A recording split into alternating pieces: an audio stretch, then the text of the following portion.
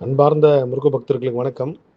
இந்த குரல் பதிவு எது சம்மந்தமானதுன்னா, கோவில் கட்டுறது சம்மந்தமா ஒரு முருக பக்தர் என்ட்ட கேட்ட கேள்வி. இது இவருக்கு மட்டும் இல்லாம எல்லா முருக பக்தர்களுக்கும் மனதில் இருக்கிற ஒரு பெரிய சந்தேகம், கேள்வி, குழப்பம் அப்படின்னு கூட சொல்லலாம்.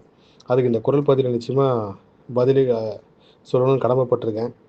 நீங்க கோவில் கட்டணும்னு முடிவு பண்ணிட்டீங்கனாலே, நீங்க பொறந்ததுலருந்து இப்போ வரைக்கும் என்னெல்லாம் துன்பம் அனுபவிச்சீங்களோ, அத விட ஒரு 10 மடங்கு வேதனை வரும்ன்றத வந்து மனசுல ஏத்துக்கிட்டு அந்த துன்பங்கள் வந்தாலும் தாங்கக்கூடிய அளவுக்கு பக்குவத்த வளர்த்துக்கிட்டு மட்டும் தான் கோவில் கட்டுறதுக்கு வந்து நீங்க தயாராகி வரணும். காரணம் என்னன்னா, எல்லாராலயும் எல்லா விஷயம் செய்ய முடியாதுன்றது வந்து பிரபஞ்சம் மக்களுக்கு சொல்லிக் குடுத்த ஒரு மிகப்பெரிய உண்மை.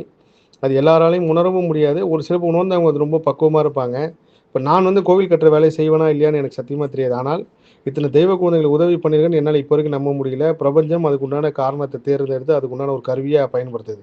அப்படித்தான் கோயில் கட்டுறதும் அது முருகர் கோயிலா இருக்கட்டும், பிள்ளையார் கோயிலா இருக்கட்டும், கிருஷ்ணர் கோயிலா இருக்கட்டும், அடுத்த ஒரு 50 வருஷம், 100 வருஷத்துல இந்த கோவிலுக்கு வந்து எத்தனையோ பேர் தலையெழுத்து மாறப்போறதுக்கு நீங்க முதல் காரணமா இருக்கிறப்போ, முதல்ல இந்த இயற்கை வந்து அத தடுக்க தான் பார்க்கும். அதுக்கடுத்து அந்த ஏன் தடுக்குது அப்படின்னா, இத்தனை பேர் தலையெழுத்த மாறக்கூடிய அளவுக்கு நீங்க ஒரு சக்தி மிகுந்த ஆட்கள் இருக்கும்போது, அந்த ஊழ்வினை கர்மனை நீங்க சீக்கிரம் அனுபவிக்க வைக்கும்.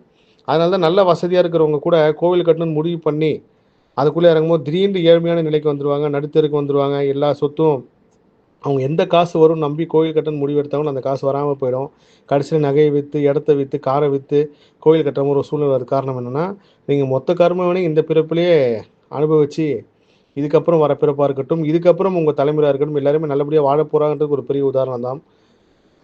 அதனால கோவில் கட்டுறவங்க, கோவில் கட்டணும்னு முடிவெடுத்தவங்க, இந்த சமயத்துல இந்த 2026 நான் பேசக்கூடிய இந்த மார்ச் மாதத்துல இந்த குரல் பதிவு கேட்குறீங்கன்னா, எவ்வளோ துன்பம் வந்தாலும் நீங்க எதுக்கும் கவலைப்படாதீங்க. இயற்கையே அதுக்கு உண்டான நாட்கள்ல 1 மாசத்துலயோ, ஒரு 1 வருஷம் கேப்லயோ, இல்ல 2 மாசம், 3 மாசம், 2 வருஷம் கழிச்சு கூட ஆரம்பிச்சு கட்டி முடிச்சவங்க இருக்காங்க.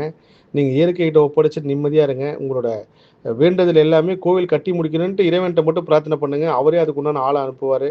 சமீபத்தில நான் தென்னேரியில போயிருக்கும்போது கூட மேல கோபுரம் கட்டுறதுக்கு செங்கல் இல்லன்னு வருத்தப்பட்டிருக்கும்போது, யாரோ ஒரு முருக பக்தர் ஃபோன் பண்ணி 1000 செங்கல் அனுப்பிச்சுன்னு அவர் சொன்னார். அப்படிதான்.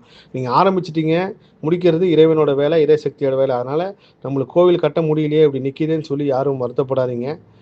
நிச்சயமா நீங்க ஆரம்பிச்ச விஷயம் நல்லபடியா, இறுதியா வெற்றிகரமா முடியும்னு சொல்லி நம்புங்க. எல்லா புகழும் முருகனுக்கே. நன்றி.